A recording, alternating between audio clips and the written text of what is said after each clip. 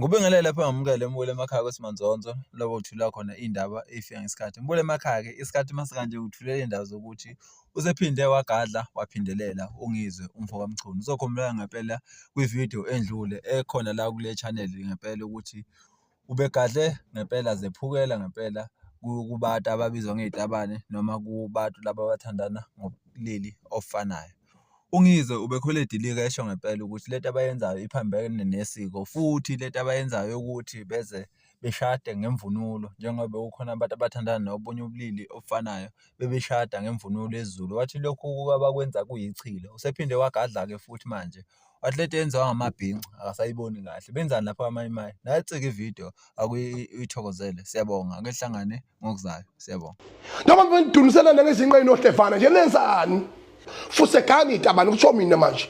Ngithi mina kini qinisile ngithi kini. Nalento lamanyala enziwa kwamayimayi. Kanti ngemayimayi nje sonto ledlule.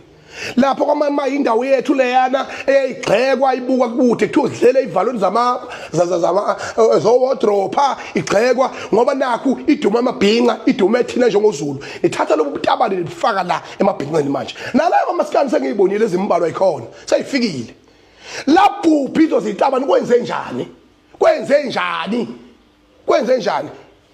noma bendunisela ngezinqe inoStefana nje nenzani ngempela lamanyala niwenzani ngoba yimini umelusi la yimini umuntu obheka isimo la manini akhandaneni trend niduniselane le nukusihlama le kude hayi la nizokhanda into nithatha ubhinqa bethu nithande isiko lethu nithatha impepho yethu niyembathe nenze lamanyala niwenzayo fusegani itabani kusho mina manje fusegani zitabani nivunulela ngemvunulo kaZulu nivunulela ngihlola umhlolo munijama kuzeliwe masingavumela lento izwe lethu lifile ngeke obaba omkhulu bevume life ngathi ngeke bevume life ngathi ngeke sikhona nje sinamashinga nje fusekani izitabani kwamayimayi lapha kugcwele izitabani ubusuku nemini abantu abasalali usuku nemini izitabani ziyabhensuza lapha ziphema amahalbi sekungena namahalbi lapha thiwa kunentuthuko amapha ayibona intuthuko yensango nama drugs khona mahosha abadayisa bukhoma lapha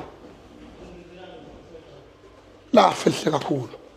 Ngiyababaza as a president of the Bhinqa Nation, I'm sending this message straight to all gays. Ukuthi fuck you. It's enough. Kwenzeni konke ningakwenza kodwa uhlukana nemvunulo kaZulu. Zinja. Ngiyaqalekisa lo mshado wenu bene ushada. Sak. Izinja yecula ayishebe.